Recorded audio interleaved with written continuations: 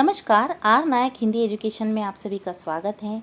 आज हमारे अध्ययन का विषय है ठाकुर का कुआं, जो मुंशी प्रेमचंद्र की बहुत ही प्रसिद्ध रचना है, जिसके अंतर्गत का लेखक ने ये बताने का प्रयत्न किया है कि किस तरह से उच्च जाति के जो लोग थे वो दलित जाति या निम्न जाति या छूत जातियों का किस तरह से शोषण करते थे और किस तरह से हमारे समाज में भेदभाव या छुआछात पाया जाता था। तो चलिए इस कहानी को हम विस्तार से जानने का प्रयत्न करते हैं। ठाकुर का कुआं मुंशी प्रेमचंद्र द्वारा सन 1932 में रचित एक अत्यंत मार्मिक और यथार्थवादी कहानी है, जो समाज में व्याप्त जातिवाद, छुआछात और अमानवीय पर तीखा प्रहार करती है। ये कहानी दिखाती है कि कैसे पानी जैसे बुनियादी जीवन की जरूरत के लिए भी दलित वर्ग को उच्च जाति के लोगों के रहमो करम पर निर्भर रहना पड़ता था। तो देखिए, ये जो ठाकुर का कुआं है मुंशी प्रेमचंद्र की बहुत ही प्रसिद्ध और यथार्थवादी कहानी है। अब यथार्थवादी क्यों है? क्योंकि ये जीवन की सच्चाई को उजागर करती है और इस कहानी में जातिवाद बताया है, छुआछात बताया है और किस तरह से जो बड़े उच्च वर्ग के लोग थे वो अमानवीय व्यवहार करते थे निम्न जाति के लोगों को, उसको दर्शाने का प्रयत्न किया है। अब पानी जैसी जो बुनियादी ज़रूरत है, तो उसके लिए भी दलित वर्ग को उच्च जाति के रहमो करम पर जीवित रहना पड़ता था। तो इसी कहानी को किस तरह से वो हमारे साथ कहने का मतलब निम्न जाति के लोगों के साथ किस तरह से भेदभाव करते थे और किस तरह से उनका शोषण करते थे, उसको दर्शाने का प्रयत्न किया है। अब देखो, ठाकुर का कुआं ये शीर्षक क्यों दिया होगा? क्योंकि ठाकुर का कुआं, ये कहानी में ठाकुर का कुआं ही एक केंद्रीय पात्र है या केंद्रीय बिंदु है।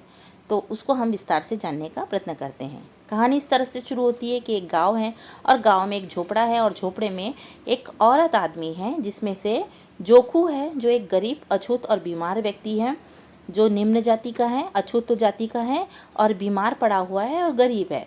उसकी एक पत्नी है गंगी, जो जोखी की साहसी और स्वाभिमानी पत्नी है, जो कहानी की मुख्य नायिका भी है। अब ठाकुर गांव का जमींदार, जो उच्च जाति और सामंतशाही सोच का प्रतीक माना जाता है।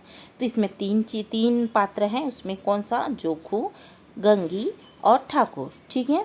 तो कहानी इस तरह से शुरू होती है कि जोखू की तबीयत खराब हो चुकी है गंदा पानी पीकर, क्योंकि उन जहाँ पे वो पानी पीते हैं वहाँ के कुएं में कोई जानवर मर गया है और वो मरने के कारण पानी प्रदूषित हो गया है और उस पानी को पीने के कारण जोखू की तबीयत खराब हो गई है। और अब उसकी तबीयत इतनी खराब हो गई है कि वो प्रदूषित पानी यदि पिएगा तो उसकी तबीयत और ख़राब हो जाएगी और वो मर भी सकता है। तो ऐसी स्थिति में जो उसकी पत्नी है गंगी, वो उसको पानी पीने नहीं देती है, बोलती कि नहीं, ये प्रदूषित पानी मत पियो, यदि तुम ये प्रदूषित पानी पियोगे तो तुम्हारी तबीयत खराब हो जाएगी। तो फिर क्या होता है, जोखू बोलता है कि नहीं, अभी शुद्ध पानी तो हमें सिर्फ ठाकुर के कुएं से ही मिल सकता है, ठाकुर लोग जो है उसके कुएं से ही मिल सकता है, क्योंकि हमारे लिए तो एक ही कुआं है, हम उस कुएं में जाके हाथ नहीं लगा सकते। हम दलित लोग हैं ना, तो हम कैसे साहूकार के कुएं में हाथ लगाएंगे और पानी पिएंगे? तो पानी के बिना तो जीवित रहना मुश्किल है। तो गंगे को बहुत दुख भी होता है और वो सोचती है कि यदि जाएंगे हम और पकड़े गए तो बहुत पिटाई भी होगी और जुर्माना भी लगेगा और पंचायत ना जाने किस तरह की हमें सज़ा भी दे दे। तो उसे डर सताते रहता है। और दूसरी बात, उसको ये भी डर रहता है कि यदि जोखू को पानी नहीं मिला, शुद्ध पानी, तो उसकी मृत्यु भी हो सकती है। तो उसे अपने पति की चिंता भी रहती है।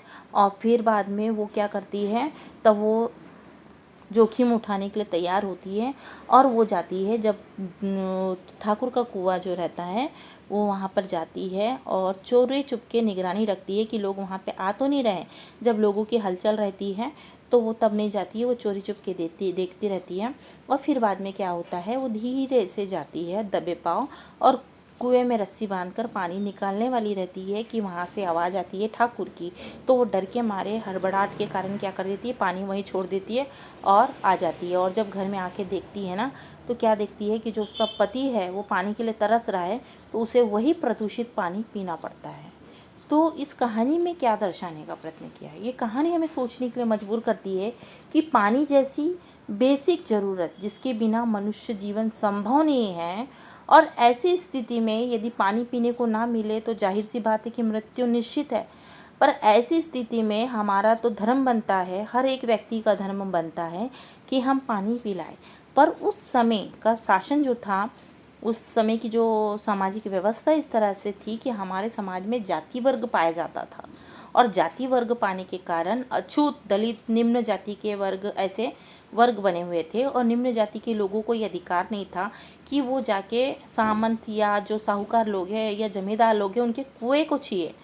यदि वो गलती से छीन देते थे तो उन पे जुर्माना लगाया जाता था, उन्हें पंचायत में कड़ी से कड़ी दंड दिया जाता था, मुआवजा भरना पड़ता था, नहीं तो उनको गांव छोड़ के निकाला दिया जाता था, या उनको बहुत मार पीट, ऐसा बहुत कुछ किया जाता था। तो इस तरह का अमानवीय व्यवहार किया जाता था। पर इस समय जो औरत है वो अपने पति, अपने सुहाग को बचाने के लिए, उसको बीमारी से बचाने के लिए, उसकी मौत ना हो उसके डर से वो क्या करती है, इतना बड़ा जोखिम लेती है और ठाकुर के कुएं में चुपचाप जाके पानी भरती ही रहती है, परंतु वो पानी भी उसको नसीब नहीं हो पाता है। तो इस तरह की जो आम मानवीय कहानी है वो मुंशी प्रेमचंद्र ही लिख सकते हैं। तो चलिए हम कहानी देखते हैं। देखिए, कहानी की शुरुआत होती है कि जब बीमार जोखू जैसे ही लोटे से पानी पीने लगता है तो उसे पानी से भयंकर बदबू आती है। किसी जानवर के कुएं में गिर जाने से, मर जाने से वो उसका जो कुएं का पानी है वो सड़ चुका है। गंगी उसे वह गंदा पानी पीने से मना करती है क्योंकि उससे बीमारी और बढ़ सकती है, पहले ही वो बीमार है और उससे बीमारी बढ़ सकती है। फिर क्या होता है कि अछूत होने के कारण गंगी और जोखुम गांव के अन्य दो कुएं थे उनके इधर, एक ठाकुर का और एक साहूकार का, से पानी नहीं भर सकते थे। जोखू अपनी बेबसी जाहिर करते हुए कहता है कि यदि वो वहाँ गया तो उसे पानी तो मिलेगा नहीं, बदले में मारपीट ही नसीब होगी। ठीक है। अब गंगी साहस करती है। अपने पति की प्यास और लाचारी गंगी से देखी नहीं जाती है। वह सामाजिक बंधनों को चुनौती देने का फैसला करती है। वह रात के सन्नाटे में ठाकुर के कुएं पर चोरी छिपके पानी भरने का साहस जुटाने पहुंच जाती है। ठीक है। फिर गंगी ठाकुर के कुएं के पास छिपकर सही मौका का इंतजार करती है।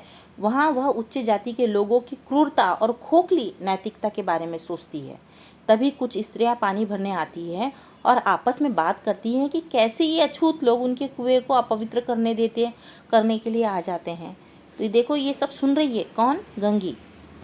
फिर क्या होता है, जैसे ही कुआं सूना होता है गंगी दबे पांव आगे बढ़ती है, घड़े पर रस्सी बांधती है और पानी ऊपर खींचती है। लेकिन जैसे ही वो घड़ा कुएं के अंदर रखने वाली होती है, अचानक ठाकुर के घर से का दरवाज़ा खुल जाता है और डर और घबराहट के मारे गंगी के हाथ से रस्सी छूट जाती है और घड़ा पानी में गिर जाता है। जान बचाने के लिए गंगी वहाँ से भाग चले जाती है, यानी भाग खड़ी होती है। अब क्या होता है, जब गंगी बदहास होकर हालत में अपने घर पहुँचती है तो वह देखती है कि प्यास से व्याकुल उसका बीमार पति जोखो वही बदबूदार मैला पानी पी रहा है। देखिए, तो उसे बड़ा दुख लगता है कि मैं अपने पति के लिए एक लोटा पानी भी नहीं ला सकती। हाँ, और मजबूरन उसके पति को वही बदबूदार पानी पीना पड़ता है। पहले ही बीमार है और वो क्या करे, मजबूरी है। तो इस कहानी में ये दर्शाने का प्रयत्न करते हैं कि देखो कितने मतलब बेरहम लोग होते हैं कि हमारे धर्म में कहा कि पानी पिलाने से सबसे बड़ा पुण्य मिलता है। पर यहाँ पे उस समय की बात कर रहे हैं हम। उस समय यानी जिस समय प्रेमचंद्र जी ने कहानी लिखी और जिस समय इस तरह का वातावरण था, तो उस समय जो बड़े साहूकार है, जो धनी मानी और जमींदार लोग थे, ब्राह्मण लोग थे, उनको वो उस तरह से व्यवहार करते थे, अमानवीय व्यवहार करते थे, तो उनका शोषण करते थे और उनसे अछूत का व्यवहार करते थे, भेदभाव करते थे, जाति धर्म के नाम पर इस तरह के कांड होते थे। तो ये क्या होना चाहिए, ये क्या सही है और सही है कि गलत है, ये आप हमें कमेंट करके बताएं। ठीक है। अब देखो इस कहानी का मुख्य उद्देश्य और संदेश क्या है। तो जातिगत भेदभाव का विरोध। तो प्रेमचंद्र ने दिखाया है कि कैसे कथित उच्च जाति के लोग इंसानों को पानी जैसी प्राकृतिक संपदा से भी वंचित रखते हैं। यहाँ पे मतलब इस कहानी में बताने का प्रयत्न किया है कि जो उच्च जाति के लोग हैं ना, वो इंसानों को पानी जैसी जो प्राकृतिक रूप में फ्री में मिलता है उससे वंचित रख रहे हैं, क्योंकि मनुष्य की जो बुनियादी आवश्यकता है वो पानी है। पानी के बिना कोई नहीं रह सकता और पानी ना देना सबसे बड़ा अन्याय है, पाप है। और जो उच्च जाति के लोग थे, जो साहूकार जमींदार और जो ब्राह्मण लोग थे, वो इस तरह का भेदभाव इनके साथ करते थे। अब ये सही है गलत है, आप लोग हमें कमेंट करके बताएं, ठीक है। अब देखिए शोषक वर्ग का पाखंड। अब शोषक वर्ग किस तरह से पाखंड करता था, कहानी में उजागर किया गया है कि ठाकुर जैसे जमींदार समाज को खुद को श्रेष्ठ बताते हैं, पर असल में गरीबों का शोषण और चोरी डकैती करने वाले अनैतिक काम करते हैं। सही बात है ना, जो जमींदार और बड़े बड़े लोग हैं अपने आप को श्रेष्ठ बताते हैं, पर वो तो गरीबों का शोषण करने वाले और चोरी डकैती और अनैतिक काम करने वाले होते हैं, ठीक है। दबे कुचले वर्गों की मुख्य व्यवस्था तो इसमें कहानी के अंत में दिखाया गया है कि किस तरह से जो निम्न जाति के लोग हैं वो मुक्त बने रहते क्यों, उसका विरोध नहीं कर सकते। विरोध करेंगे तो जाहिर सी बात है कि उनमें जुर्माना लगा देंगे, पंचायत कुछ और उन पे दंड लगा देंगे, उनको बहिष्कार कर देंगे। तो इन सब के कारण वो सब देखने के बाद भी चुप रहते हैं, ठीक है। तो प्रेमचंद्र की कहानी ठाकुर का कुआं का शीर्षक कलात्मक, प्रतीकात्मक और पूरी तरह सार्थक है। ये शीर्षक केवल एक स्थान कुएं के नाम पर नहीं है, बल्कि ये कहानी के मूल जो है केंद्रीय विचार, सामाजिक कड़वाहट और शोषक व्यवस्था को पूरी तरह अपने में समेटी है। यानी ये जो ठाकुर का कुआं कहानी है, ये केवल कहानी सुनाने के लिए नहीं है, ये समाज का यथार्थ बताता है।